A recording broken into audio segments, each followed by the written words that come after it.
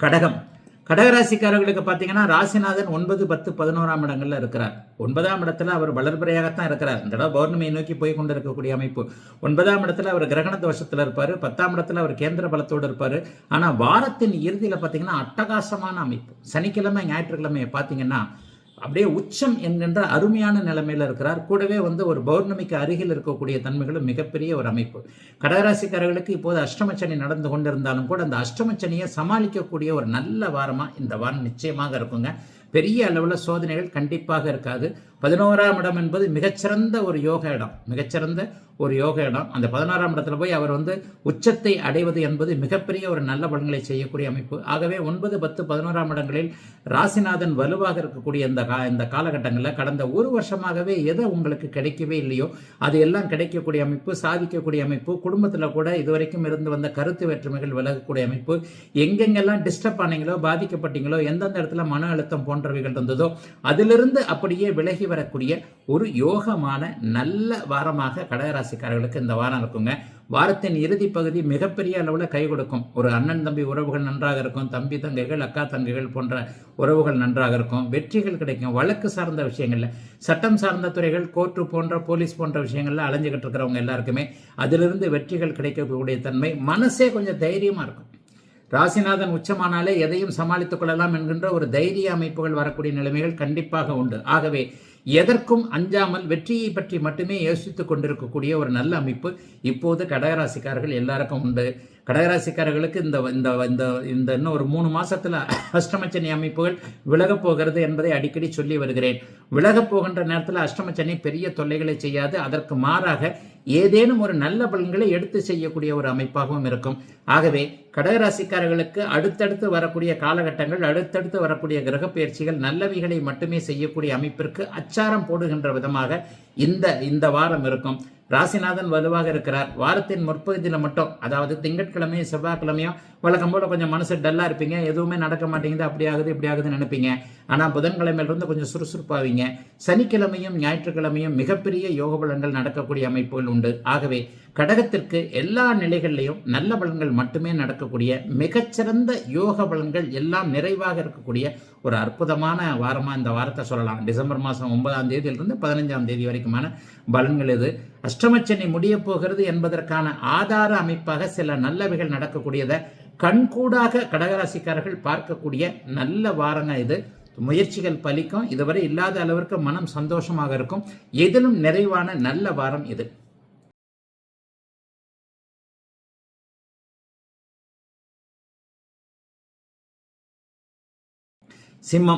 சிம்மராசிக்காரர்களுக்கு வாரத்தின் ஆரம்பத்திலேயே உங்களுக்கு சந்திராஷ்டமம் ஆரம்பிக்குது. குறிப்பா சொல்ல போனா திங்கக்கிழமை காலையில 9 மணி 14 நிமிஷத்திலிருந்து சந்திராஷ்டமம் ஆரம்பம். அதாவது டிசம்பர் 9ஆம் தேதி காலை 9 மணி 14 நிமிஷத்திலிருந்து புதன்கிழமை காலையில 11:48 வரைக்கும், 9ஆம் தேதியில ஆரம்பிச்சு 11ஆம் தேதி காலையில 11:48 வரைக்கும், திங்கக்கிழமை முழுக்க, செவ்வாய்க்கிழமை முழுக்க, புதன்கிழமை காலையில 11:48 வரைக்கும் சந்திராஷ்டமம். சந்திரன் இப்போது வளர்பிறை சந்திரனாக இருந்தாலும் கூட அவர் ஒரு மாதிரி கிரகண தோஷத்துல, இந்த ராகுகேது பயிற்சி நடக்கிற வரைக்கும் சிம்மராசிக்காரர்களுக்கு 8ஆம் இடத்துல சந்திரன் ராகு சேர்க்க கொஞ்சம் போட்டு ஒரு மாதிரி செய்யத்தான் செய்யும். பண வரவுகள், பண விஷயங்கள்ல கொஞ்சம் கவனமா இருக்கணும். சோசியல் மீடியாவில் கொஞ்சம் ஆர்வமாக இருக்கக்கூடியவர்களுக்கு ஏதேனும் ஒரு நிலையில் சங்கடங்கள் வரத்தான் செய்யும். ஏன்னா இந்த வாரத்தில் உங்களுக்கு ராசிநாதன் குருவின் பார்வையிலிருந்து விலகி குருவின் வீட்டுக்கு போறார். இப்ப 4ஆம் இடத்தில் இருக்கக்கூடிய ராசிநாதன் 5ஆம் இடத்திற்கு போகிறார். 2 வீடுகளும் நல்லது தான். 2 வீடுகள்லையுமே அவர் குருவினுடைய தொடர்புகளை தான் வர்றார். ஆனா அந்த 2 நாள் சந்திராஷ்டமம் மட்டும் திங்கக்கிழமையும் செவ்வாய்க்கிழமையும் புதன்கிழமை காலையில 11:48 வரைக்கும் கொஞ்சம் மனசு டல்லா இருக்கக்கூடிய அமைப்புகள் உண்டு. புதிய முயற்சிகள் எதையும் செய்யாதீங்க. தேவையில்லாம எதையும் செய்யக்கூடியது. அல்லது ஒரு நண்பனுக்கு போய் ஜாமீன் கையெழுத்து போட்டேன், அதுக்கு போட்டேன், எதுக்கு போட்டேன், நீ கொடுக்கலன்னா நான் கொடுக்குறேன் அப்படின்ற மாதிரியான வெட்டி பந்தா வேலைகளை எதையுமே சிம்மராசிக்காரர்கள் இப்போது பார்க்கக்கூடாது. பணம் சார்ந்த விஷயங்கள்ல கவனமா இருக்கணும். சோசியல் மீடியால இந்த ஃபேக் ஐடியில் இருக்கக்கூடிய சாட்டுகள், கிச்சுகள் இதுல எல்லாம் கொஞ்சம் கவனமா இருங்க. ஓடிபி எல்லாம் மறந்து யார்ட்டையும் சொல்லிடாதீங்க. அந்த லிங்க் அழுத்து, இந்த லிங்க் அழுத்துன்னு வரக்கூடிய எஸ்எம்எஸ்ல எல்லாம் கொஞ்சம் கவனமாக. பண இழப்புக்காக தான் இவ்வளோத்தையும் சொல்கிறேன். சந்திராஷ்டம நேரங்களில் வரக்கூடிய பணம் தடைகளில் இருக்கும். அதே நேரத்தில் ஏதேனும் ஒரு நிலையில் பண இழப்புகளும் இருக்கின்றதுனால பண விஷயத்தில் மட்டும் கொஞ்சம் கவனமாக இருக்கணுங்க. ட்ராவல் போகிறவங்க, குறிப்பாக தூர இடங்களுக்கு போகிறவங்க, நைட்டு ட்ராவல் பண்ணுறேன், சூட்கேஸில் பணம் வச்சிருக்கிறேன், நகை வச்சிருக்கிறேன், இவங்களெல்லாம் கொஞ்சம் ரொம்ப கவனமாக இருக்க வேண்டிய அமைப்பு சிம்மராசிக்காரர்களுக்கு உண்டு. ஆகவே வாரத்தின் முதல் நாளாகிய திங்கள், செவ்வாய், புதன்கிழமை காலை 11:48 வரைக்கும் கொஞ்சம் பண வரவுகளில் உஷாராக இருக்கக்கூடிய தன்மைகள் இருக்கும். அதனை எடுத்து பார்த்தீங்கன்னா பெரிய அளவில் சோதனைகள் இல்லாமல் வாரத்தின் பிற்பகுதி 5 நாட்கள் நல்ல விதமாக அனைத்தும் கிடைக்கக்கூடிய ஒரு நல்ல அமைப்பாகவே அமைந்திருக்குதுங்க. சிம்மராசிக்காரர்கள் எல்லாருக்குமே பெரிய கஷ்டங்கள் அந்த கடைசி 5 நாட்கள் கண்டிப்பாக இருக்காது. சிம்மராசிக்காரர்களுக்கு இதுவும் ஒரு நிலையில மாற்றங்களை கொடுக்கக்கூடிய நல்ல வாரம் தான் இது.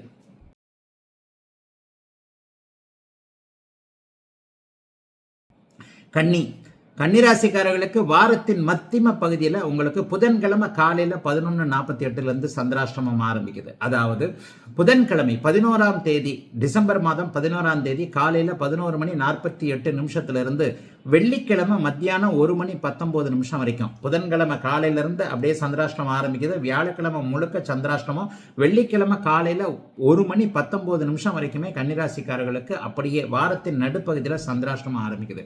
சந்திராஷ்டமம் இந்த தடவை பெரிய கஷ்டங்களை கொடுக்குமா அப்படின்னா கண்டிப்பா கிடையாது. ஏன்னா சந்திரன் வளர்பிறை அமைப்புல போய்கிட்டு இருக்கிறார். சந்திரன் ஒரு நிலையில உச்சத்தை நோக்கி போய்கொண்டிருக்கின்ற வளர்பிறை அமைப்பை நோக்கி போய்கொண்டிருக்கிற அமைப்புல பெரிய கஷ்டங்கள்லாம் இருக்காதுங்க. அவற்றை ஏமாந்துருவனா, இவற்றை ஏமாந்துருவனா, பணம் எதனா வருமா வராதா, இந்த மாதிரியான அமைப்புலாம் இல்லாம சாதாரணமான ஒரு நாட்களாகத்தான், சாதாரணமான ஒரு வாரமாக தான் இந்த வாரம் இருக்கும். ஏன்னா வாரம் முழுவதுமே ராசியும் ராசிநாதனும் குருவின் பார்வையில் இருக்கனால பெரிய அளவில் சோதனைகள் கன்னிராசிக்காரர்களுக்கு இருக்காது.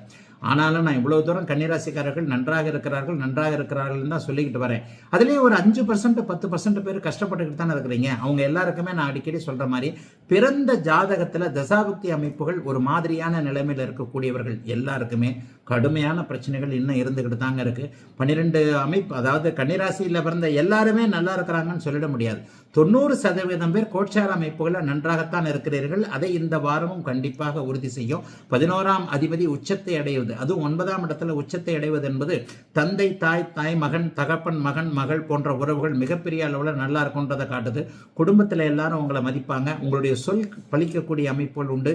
உங்களுடைய ஆலோசனையை கேட்கக்கூடிய அமைப்புகள் உண்டு. எல்லா நிலைமைகள்லையும் கன்னிராசிக்காரர்கள் ஓரளவிற்கு சந்தோஷமா தான் இருப்பீங்க. அவரவருடைய வயதிற்கு ஏற்றார் போல வேலை, தொழில், வியாபாரம் போன்ற அமைப்புகளில் லாபங்கள் கிடைக்கக்கூடிய தன்மை, வேலையில கொஞ்சம் நிம்மதிகள் இருக்கக்கூடிய அமைப்பு இப்போது உண்டு. என்ன முயற்சி பண்றீங்களோ அந்த முயற்சிகள் பலிக்கக்கூடிய அமைப்பு இப்போது கன்னிராசிக்காரர்களுக்கு உண்டு. நம்ம தாங்க முயற்சி பண்ணணும். நடக்குது, கிரகங்கள்லாம் நல்லா இருக்குன்றதுக்காக வீட்டில் போத்திக்கிட்டு படுத்துக்கிட்டு இருந்தா எந்த கிரகமும் வேலை செய்யாது. ஆக தசாபக்தி அமைப்புகளின் அடிப்படையில் நல்ல பலன்கள் நடக்கக்கூடியவர்களுக்கு கூடுதலான நல்ல பலன்களே இருக்கும். ஆகவே கன்னிராசிக்காரர்களுக்கு மோசமான பலன்கள் எதுவும் இல்லை. ஏன்னா புதனும் குருவின் பார்வையில் இருக்கு, சுக்கிரனும் குருவின் பார்வையில் இருக்க, 6ஆம் இடத்தில் சனி வலுத்திருக்க, 9ஆம் இடத்தில் குரு இருக்க, நல்ல தன்மைகள் அதிகம் உள்ள, எதிலையும் ஒரு நல்ல நிறைவுகள் இருக்கக்கூடிய யோக வாரமாகவே இந்த வாரம் கண்டிப்பாக அமையுங்க.